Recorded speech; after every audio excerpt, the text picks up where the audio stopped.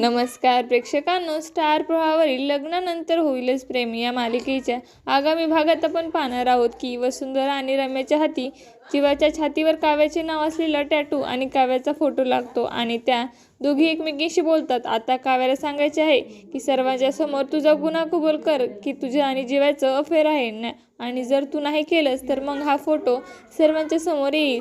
तर इकडे आपण पाहतो फार्म हाऊसमध्ये गार्डनमध्ये जीवा, नंदिनी, काव्य आणि पार्थ बसलेले असतात. तेव्हा ते ट्रूथ अँड डेअर गेम खेळू लागतात आणि तेव्हा पार्थ हा काव्याचा नंबर येतो. तेव्हा आणि नंदिनी त्यांना सांगतात की तुम्ही आता पंजा लढवा आणि आपण पाहतो पार्थ आणि काव्य दोघेही एकमेकांचा हात पकडतात आणि तेव्हा नंदिनी सिटी वाजते.